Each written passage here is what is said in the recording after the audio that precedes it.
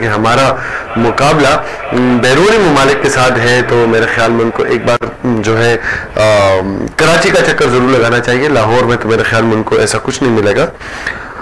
इसके अलावा और भी छोटी छोटी सी डेवलपमेंट है, जैसे कि वज़ीर-ए-आज़म इमरान खान साहब ने जो है 9 अगस्त को टाइगर फोर्स का दिन मनाने जाने का वो जो है वो हुक्म दिया है कि जनाब 9 अगस्त को टाइगर फोर्स जो है वो उनका दिन मनाया जाए। अलबत्ता मुझे आज तक टाइगर फोर्स पर्सनली नहीं समझ आई कि क्या है ये टाइगर फोर्स, क्या करती है टाइगर फोर्स, क्या काम है इनका और किसके लिए काम करती है, कहाँ पर पाई जाती है। और खैर टाइगर फोर्स जो है वो मेरा आज का टॉपिक नहीं है। आज का जो मेरा टॉपिक है वो है कश्मीर। कश्मीर पर जो है हम अक्सर प्रोग्राम करते हैं, उनके हालात से आपको आगाह करते हैं। कश्मीर में तकरीबन 1 साल से ज़्यादा का वक्त हो गया जहाँ वहाँ पर लॉकडाउन लगा है, और उस लॉकडाउन के क्या वजूहात है, और अभी तक कोविड की सिचुएशन में भी वो लॉकडाउन की हालत में रहा है। हम लोग 4 महीने रहे तो हमें पता चला है कि लॉकडाउन क्या होता है। और कश्मीर पिछले 70-75 सालों से मुसलसल लॉकडाउन और हड़तालों और जो है भारतीय जुल्म के जो फौज है उनके मजालिम के नीचे जो है वो जिंदगी गुजार रहे कश्मीरी। लेकिन अभी ये तकरीबन चौथी ईद है कि भारतीय मुजालिम जो है वो ईद के दिनों में भी कश्मीर पर जो है वो ढा रहे हैं। और कोविड की सिचुएशन हो या कोई भी उनकी अपनी फेस्टिवल हो, कुछ भी हो, कश्मीरी जो है वो घर से बाहर निकल ही नहीं सकते। अभी तो कोविड की सिचुएशन है, तो कोविड की सिचुएशन में इंडिया ने उनको कैसे फैसिलिटेट किया, हैंडल किया कि नहीं, या कश्मीर को अपने हाल पे छोड़ दिया। इसके अलावा ताज़ा सूरत हाल क्या है, क्या होने वाला है, बीजेपी क्या करने वाली है कश्मीर के साथ, और मुस्तकबिल हमें क्या नजर आए। सईद अली गिलानी साहब ने भी कल जो है हड़ताल का जो है वो अंदिया दिया है, और वो कह रहे हैं कि अक़वाम मुत्तहिदा जो है वो कब जो है अपनी करारदादों के ऊपर जो है वो अमल करेगी। ये भी एक बहुत बड़ा सवालिया है कि जो अक़वाम मुत्तहिदा हर उस काम में जल्दी से टांग अड़ा देती है जहाँ मुफादात उनके हों, लेकिन जो कश्मीर का इशू है उस पर वो अब तक चुप क्यों है, इस सवाल का जवाब अभी तक किसी को भी नहीं मिल रहा। हमारे साथ इन सब पे बात करने के लिए मौजूद है मोहम्मद बिलाल इफ्तिखार साहब, दिफाई तज्जिया निगार है, इसके अलावा कश्मीर उमूर को बहुत ज़्यादा करीब से जानते हैं, मेरे साथ स्क्रीन पर मौजूद है। अस्सलाम वालेकुम सर। वालेकुम अस्सलाम। कैसे हैं सर, मिजाज कैसे हैं आपके? अल्हम्दुलिल्लाह, बहुत शुक्रिया आपका इनवाइट करने के लिए। Pleasure, honours is all our. Sir मैं अब बात करूंगा कि कश्मीर आप काफ़ी जो है करीब से उसको जानने की कोशिश करते हैं, उनके ऊपर लिखते भी हैं, कश्मीर के हालात से आप वाकिफ़ भी रहते हैं। अभी सर करंट सिचुएशन क्या है? आर्टिकल 370 के बाद जो इंडिया कश्मीर के साथ कर रहा है लॉकडाउन के नाम पे, कुछ लोग कह रहे हैं कि नस्ल कुशी हो रही है, वहाँ पर जो है पंडितों को लेके जा रहा है, हिंदू माइनॉरिटी को ख़त्म करके मेजोरिटी में कन्वर्ट होने की बातें हो रही है। सिचुएशन क्या है? आया इंडिया अपने मज़मूम अज़ाइम में इतना पागल हो गया है पूरे करने के लिए कि वो किसी भी हद तक जा रहा है वहाँ पर?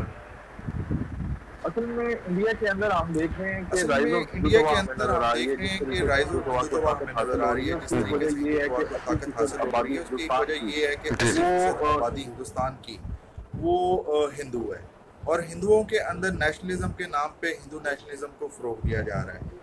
कश्मीर इस वक्त दुनिया की सबसे बड़ी जेल बन के रह गई है, वैसी जेल बन के रह गई है जिस तरीके से आपने देखा कि सेकंड वर्ल्ड वॉर के अंदर ज्यूज के लिए जर्मनी को एक जेल बना दिया गया था।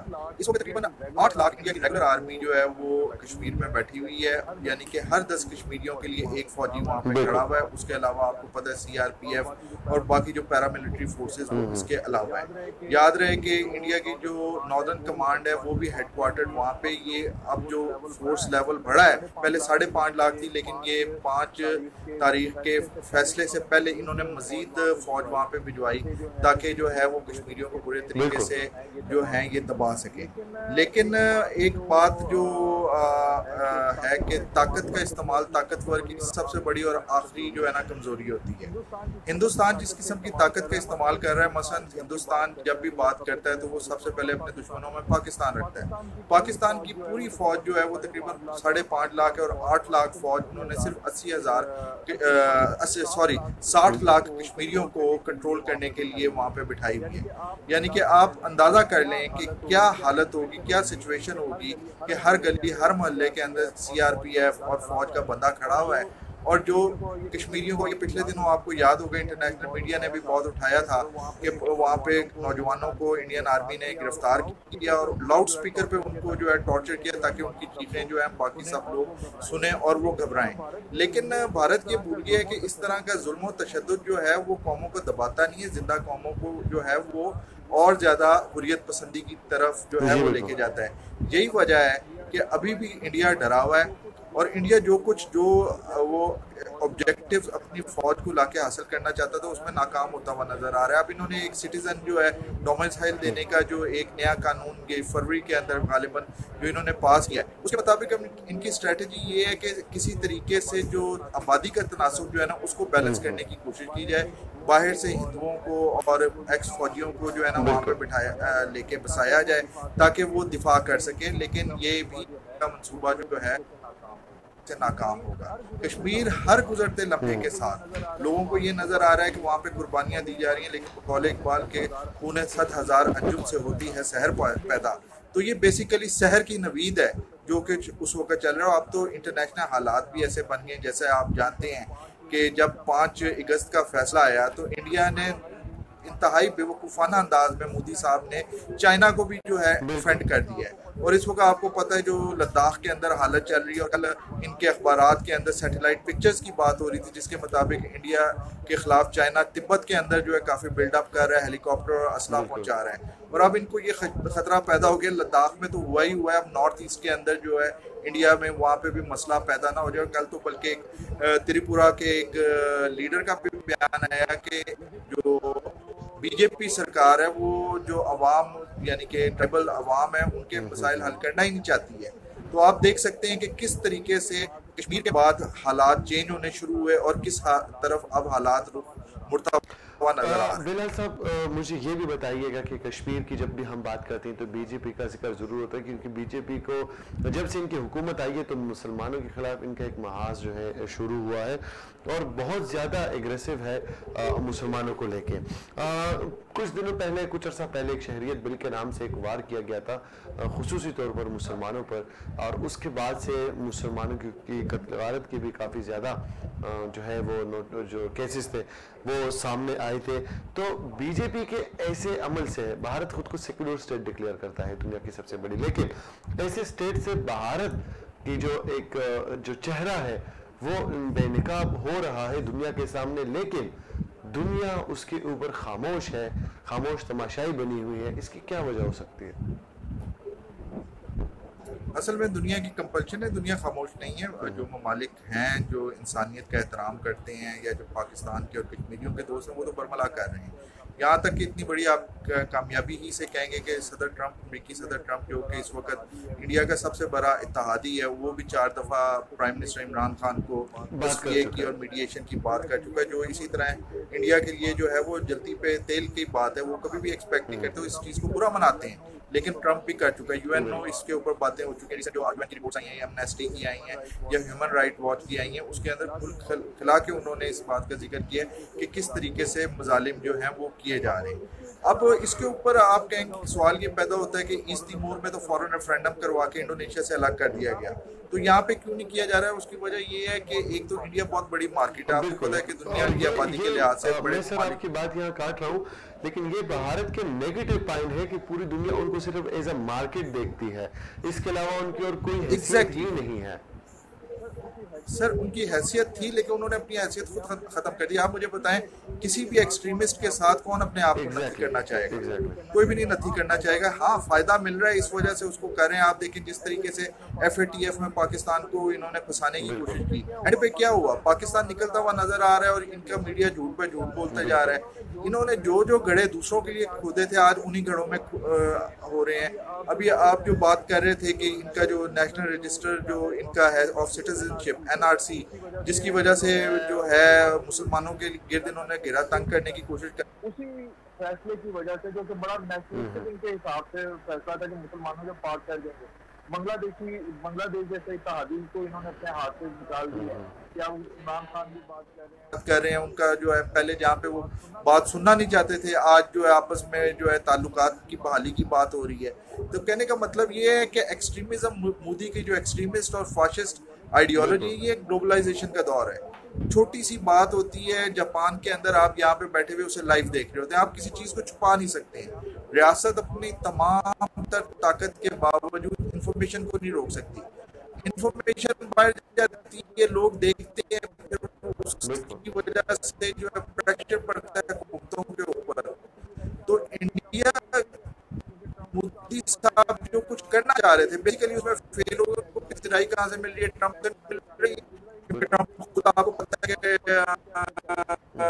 कि किस की आइडियोलॉजी उसकी है, अमेरिकाना की। इजराइल से मिल रही है, ज़ायनिस्ट, आपको पता है वो क्या कर रहे हैं। उसके बाद एक ऐसा इंडिया जो हम जिस सिनेरियो में इंडिया को देख रहे हैं, तो नेपाल के साथ भी उनका इशू चल रहा है जमीन के तनाज़े पर।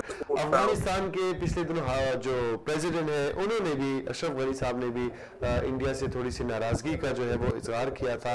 ईरान ने उनके साथ चाबहार और गैस मंसूबा भी जो है वो भी ख़त्म कर दिया। पाकिस्तान के साथ उनकी तो अज़ली दुश्मनी है। चाइना के साथ वो लद्दाख में लड़ रहे हैं और श्रीलंका में पिछले कई दिहाइयों से तामिल टाइगर के नाम से उनके अंदर जो है इंतशार फैलाया है इंडिया ने। आप इस सब के बाद क्या समझते हैं कि इंडिया इस खित्ते में करने क्या जा रहा है? इस खित्ते में उसकी हैसियत क्या रह जाएगी? और आपको नहीं लगता कि इस तरह करते हुए इंडिया जो अंदर उनके इंतशार खुद पैदा हो रहे हैं, खालिस्तान की तहरीक अलग से चल रही है, उधर से तमिलनाडु जो उनके साउथ स्टेट्स हैं वो अलग से तहरीकें चला रहे हैं, यानी कि एक अंदाजे के मुताबिक इस वक्त 100 से ज़्यादा आज़ादी की तहरीकें इंडिया के अंदर खुद चल रही हैं।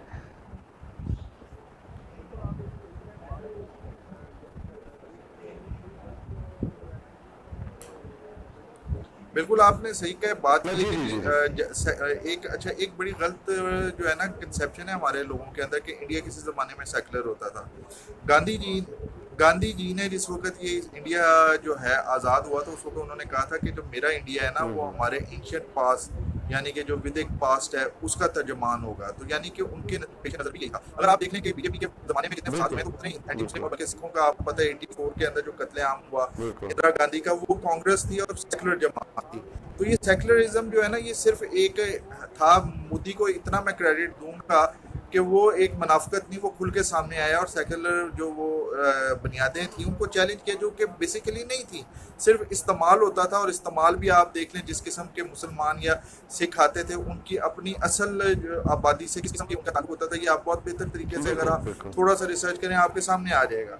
तो मोदी साहब ने बेसिकली इंडिया को बेनकाब कर दिया है, इंडिया खुल के सामने आ गया है, सबके सामने आ गया। आपको मैं एक बड़े मजे की बात बताऊं, ये पिछले दिनों एक मैं इंडियन डॉक्यूमेंट्री देख रहा था, अभी आपने LTTE की बात की, जब 87 के अंदर मुआहदा हुआ है श्रीलंका का और इंडिया का, इंडियन पीस कीपिंग फोर्स का। तो इंडियन फोर्सेस के उतरने के 3 दिन पहले जो इंडियन एयरफोर्स के हेलीकॉप्टर के ऊपर प्रभाकरन जो LTTE को हेड कर रहा था, जो कि मैं आपको चैलेंज करके कहता हूँ कि दुनिया की तारीख का सबसे डेडलीस्ट टेररिस्ट था, उसको इंडियन एयरफोर्स के हेलीकॉप्टर्स के अंदर मद्रास से दिल्ली लाया गया जहाँ पे उसकी मुलाकात हुई है राजीव गांधी से। उसके बाद इंडियन फौजें उतरी हैं। तो इससे ज्यादा जो है ये मैं वो बात कर रहा हूँ जो मैं खुद नहीं कह रहा, ये इंडियन एक्टर नरेट कर रहा है, कबीर बेदी जो बात कर रहा है। जब इंडियंस इस बात को मान रहे हैं तो इसके अलावा आप टेररिज्म किसे कहते हैं? बिल्कुल कि एक आपने छोटी सी रियासत को जिसका अंदर पढ़ाई का यानी कि तालीम जो है पूरे साउथ एशिया में सबसे ज्यादा कल्चर्ड लोग हैं श्रीलंका के, आपने 30 साल तक उस गरीब मुल्क को जो है खाना जंगी में अपनी जो क्या कहते हैं कि अपने जो फाशिज्म था उसकी वजह से खाना जंगी के अंदर जो है उलझाए रखा। इसी तरह आप देख लें, ये अभी आप कश्मीर की बात कर रहे हैं, अल अखवान का नाम कैसे हम भूल सकते हैं, जो इन्होंने जो है अपने एजेंटों की बनाई थी, जो कश्मीरी मुजाहिदीन के तरीके से जाते थे लेकिन लोगों के साथ ज्यादतियाँ करते थे, उन्हें कत्ल करते थे, मुजाहिदीन को कत्ल करते थे। इसके ऊपर बल्कि एक वो फिल्म भी इन्होंने बनाई है। तो अल अखवान को हम कैसे भूल सकते हैं? अल अखवान बेसिकली स्टेट टेररिज्म की एक वर्स्ट तरीन मिसाल थी जो इंडिया ने कायम की। तो हर जगह पे आप पाकिस्तान से शुरू हो जाएं, आप खित्ते का कौन सा ऐसा मुल्क है जहाँ पे इंडिया इन्वॉल्व नहीं हुआ? यहाँ तक कि आप जानते हैं कि हिंदुस्तान में अगर हिंदू मेजॉरिटी मुल्क है तो नेपाल भी एक हिंदू मुल्क है। इन्होंने नेपाल को नहीं बख्शा। 2015 के अंदर वहाँ पे जो ब्लॉकेट किया, तेल के कतरे कतरे के लिए तो मोहताज कर दिया। तो नेपाल ऐसे ही नहीं चाइना के पास गया, उसके पास कोई वे आउट नहीं था। अब जो है नेपाल चाइना के साथ रेल लिंक भी बना रहा है, एक टनल जो है रोड भी बना रहा है जो कि तिब्बत के अंदर जाएगी और इंडिया के ऊपर से उसकी डिपेंडेंसी खत्म हो रही है, अपने इलाके भी जो है वो रिक्लेम कर रहे हैं। तो मुझे बताएं इस वक्त इंडिया के साथ एक भूटान ही रह गया जो इस वक्त खामोश है, वरना सारे के सारे तो इस वक्त इंडिया के खिलाफ। और इंडिया की इंतहा पसंदी का अंदाजा यहाँ से लगा ले कि जब नेपाल के प्रेसिडेंट ने जो उनके पीएम है, आई थिंक प्रेसिडेंट है, उन्होंने जब जमीन की मसला उठाया तो उसके बाद बहुत ज्यादा नेपाली गरीब मजदूर जो इंडिया में मजदूरी करते थे या लोगों के घरों में काम करते थे या रिक्शा चलाते थे, गाड़ी चलाते थे, उनका खुले आम कत्ले आम हुआ है इंडिया में। कत्ले आम के उनको पकड़ के, ये रिसेंटली पिछले हफ्ते जो वाकया आया है उसमें शिवसेना के लोगों ने पकड़ के एक नेपाली को पहले मारा है, फिर उसकी टिंट करके जो है उसको अच्छा खासा तकलीफ दी है। तो ये तो है। और ये क्या चीज आ रही है बेसिकली, एक जब तबाह होती है मेंटालिटी, एक तबाह होती हुई कौम की निशानी होती है। मैं आपसे एक बात करता हूँ रेहान भाई, मुझे बताएं पूरी तारीख में हिंदुस्तान कितने दफा मुत्तहद रहा है? आपको 3-4 इंस्टेंसेस के अलावा नहीं मिलेगा। तो तारीख अपने आप को दोहरा रही है।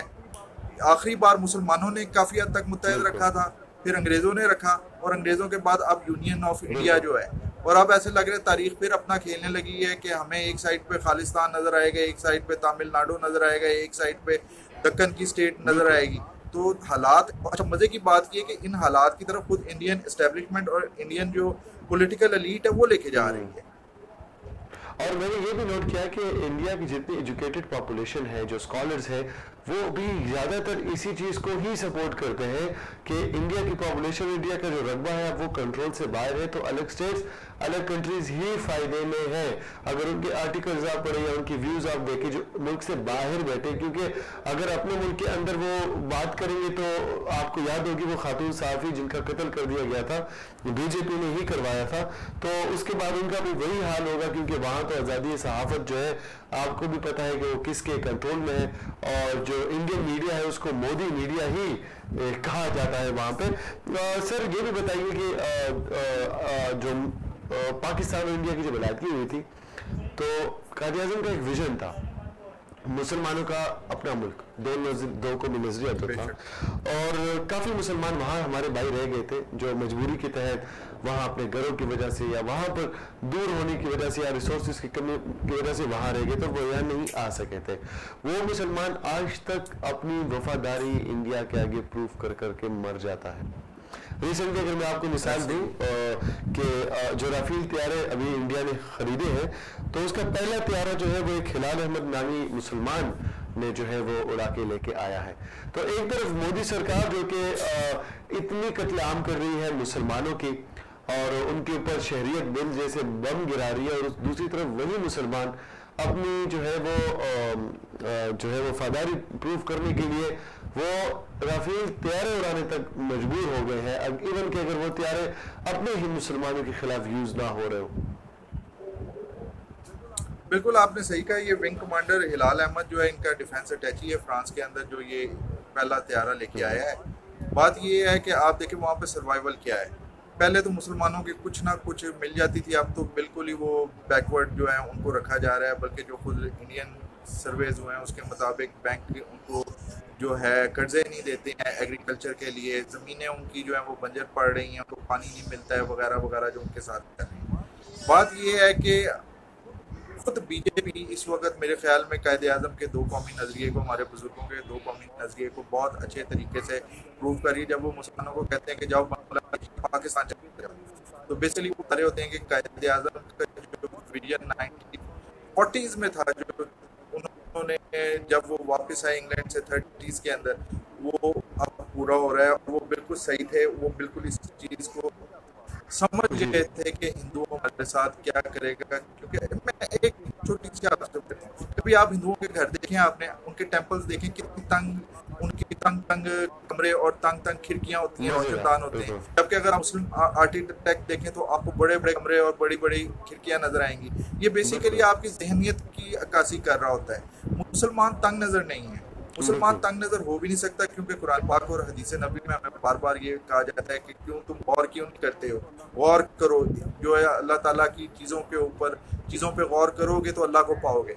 जबकि दूसरी तरफ आप देखें हिंदू जो हैं वो उनके अंदर ये चीज़ नहीं है, वो अभी तक वही शूदर है जी, ये वेश है, ये कश्तरी है, ये ब्राह्मण है, उसके अंदर फंसे हुए हैं। तो एक तंग नजरी का मुकाबला एक उससे, जब मुसलमान जो वहाँ पे रह गए उनको यकीनन बड़े बड़े ख्वाब दिखाए, उसमें अबुल कलाम आज़ाद जैसे जो है शोला बयान मुकर्रर थे जो पता नहीं किस वजह से बहक गए, और उन्होंने अब वो बड़े बड़े ख्वाब सामने नजर आ रहे हैं। हिंदू मेजॉरिटी जो है वो अपना चाहती है, अब वो कहते हैं कि हिंदुस्तान में रहना है तो हिंदू बन के रहना पड़ेगा। आपको पता है किस तरीके से ज़बरदस्ती मुसलमानों को, ईसाइयों को ये हिंदू करने के कई वाक़यात हो चुके हैं कि जी आप हिंदुआइजेशन की तरफ जा रहे हैं कि अगर हिंदुस्तान में रहना है तो एट द एंड क्या आपको नजर आ रहा है कि उनमें वो लोग जिन्होंने अपना सब कुछ, अपनी तहजीब को छोड़ा हिंदू को खुश करने के लिए, जिस तरह ये इनके, मैं नाम नहीं लूँगा, बहुत बड़े एक वो शायर भी हैं, उनकी फैमिली जो है उनकी बीवी एक्ट्रेस भी थी, हिंदुओं के साथ मुसलमान बच्चियों की शादियां करवाई जा रही हैं। तो एट द एंड फिर भी आपका सर्वाइवल नहीं है क्योंकि आपका नाम मुसलमान है, आपका खून मुसलमान है। तो मेरा ख्याल है कि ये जिस तरीके से एक ग़ज़वतुल हिंद का नबी करीम सल्लल्लाहु अलैहि वसल्लम ने प्रेडिक्शन की थी, तो मेरे ख्याल में एक हद तक ही मुसलमान जो हैं वो दबेंगे। उसके बाद एक रिएक्शन इधर भी आएगा, जिस तरह हम खालिस्तान के हवाले से सिखों का देख रहे हैं कि बीजेपी जब 2014 में आई तो आरएसएस के गुंडे जो हैं वो पंजाब के अंदर घुसना शुरू हो गए, और काफ़ी, आप अगर यूट्यूब पर सर्च करें आपको वीडियोज़ मिलेंगी जिसमें आरएसएस और सिखों के दरमियान जंगोजदल हुई। इसी तरह हम देखते हैं 2000 ऑनवर्ड जो है जो ईसाई मिशनरीज को जलाया गया या ईसाई गिरजाघरों के साथ जो कुछ किया गया, उनको ज़बरदस्ती कन्वर्ट करने की कोशिश की। बेसिकली तो हम उसी तरफ जा रहे हैं कि एक बगावत होगी। कब बगावत होती है? इस हिंदू साम्राज्य के खिलाफ, और उसके बाद फिर हिंदुस्तान जो है छोटे छोटे मुल्कों के अंदर जो है ना वो तकसीम सर, ये जो बीजेपी है जिन्होंने अभी दूसरी बार इलेक्शन जीता है पिछले सालों और दोबारा बरस इक़्तिदार है और अपना जो है टेन्योर पूरा करेगी, आपको क्या लगता है कि जो इंडिया की आवाम है और जो सिचुएशन है, जो तहरीकें चल रही हैं, वो क्या दोबारा किसी ऐसे मैं कहूँगा कि एक्सट्रीमिस्ट पार्टी को वोट देंगी, या उनकी एस्टेब्लिशमेंट दोबारा बीजेपी को चांस देगी? क्योंकि उनको भी पता है कि अगर इनको अपने जो है मज़ूम अज़ाइम अगर इनको अपने पूरे कर रहे हैं तो बीजेपी ही है, क्योंकि कांग्रेस में शायद इतनी जान नहीं बची है, वहाँ पर वो काफ़ी कमज़ोर हो चुकी है, और काफ़ी जब से उनके लीडर चेंज हुए हैं अपने हम उनके बिलावल में उनका नाम भूल गया, राहुल गांधी जी, तो उनके जब से वो आए हैं तो काफी ज्यादा कांग्रेस कमजोर पड़ चुका है, लीडरशिप चूंकि वीक है। तो आपको लगता है कि इंडिया के पास कोई और ऑप्शन है?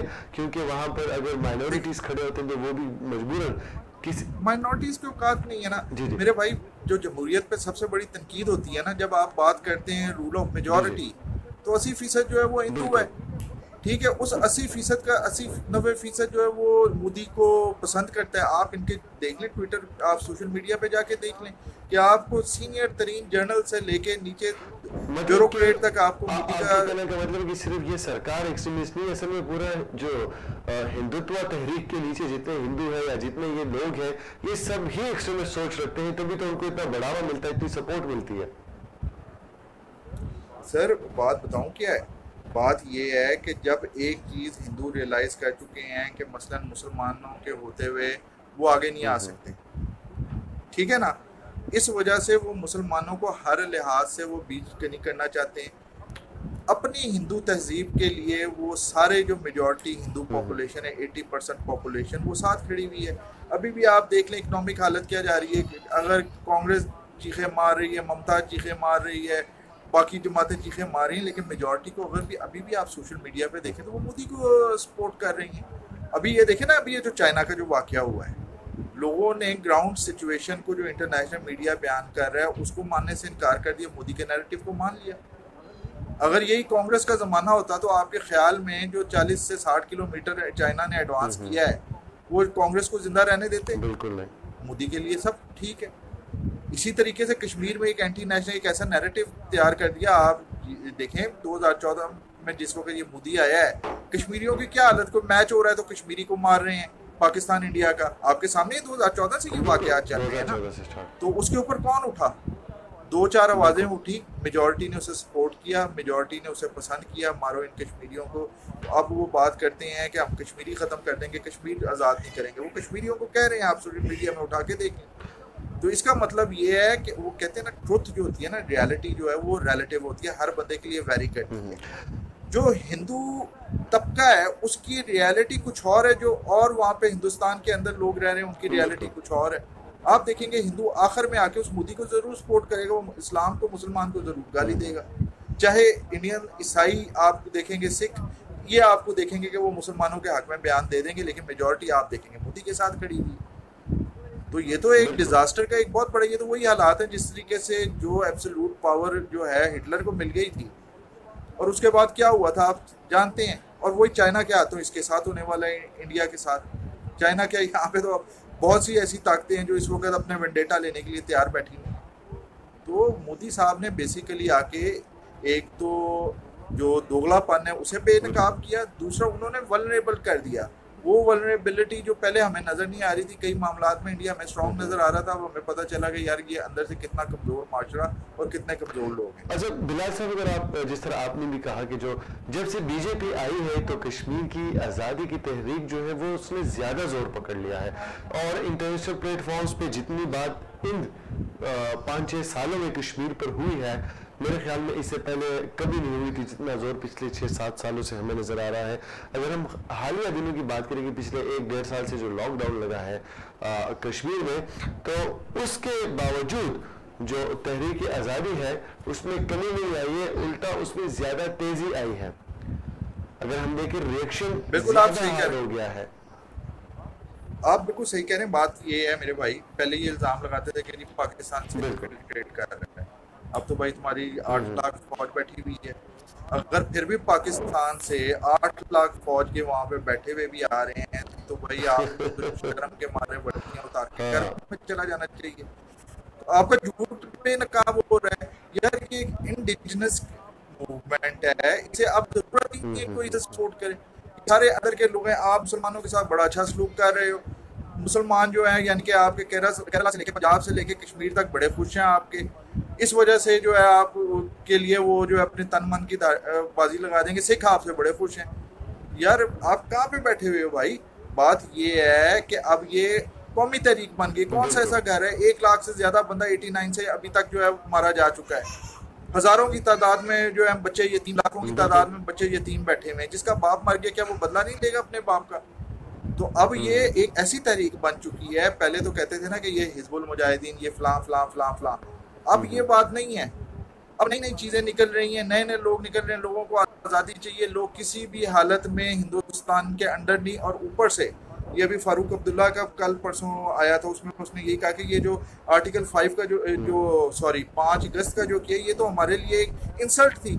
और भाई जिस वक्त तब जब तुम उनके टांगे, तुम्हारा बाप जो है उमर अब्दुल्ला जो है, जब वो नेहरू के साथ था, उस वक्त तुम्हें नहीं समझ आया कि असल एम्बिशन क्या है वो। अब जब तुम लोगों को अंदर किए तो तुम लोगों को समझ आना शुरू हुआ है। तो कश्मीर की आबादी बड़ी अच्छे तरीके से जान चुकी है, और खासतौर पे जिस किस्म का वहशियाना सलूक बच्चों से लेके बड़ों तक। आप देखें पैलेट गन्स के शिकार कौन है यार? 6 माह की बच्ची भी है, कुछ शर्म बंदा कर लेता है, अपने भी बच्चे होते हैं। किस तरीके से ये ट्रीट कर रहे हैं, क्या उसके एक्शन साहब आपको क्या लगता है कि आइंदा कई सालों में, 2-3 सालों में पाकिस्तान भी काफ़ी कोशिश कर रहा है काफ़ी प्लेटफॉर्म्स पे कश्मीर की बात करने के लिए।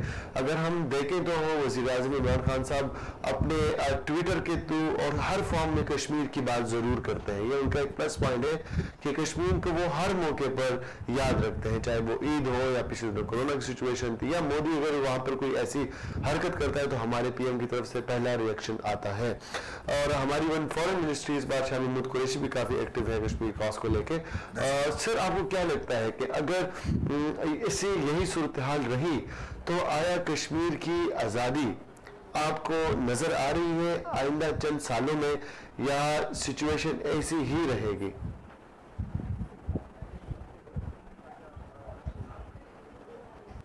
अच्छा, इसमें मैं एक ना कंसेप्शन ताकि इस प्रोग्राम के थ्रू जो है मेरी बात आवाम तक, बाकी लोगों तक भी पहुंचे। जी जी।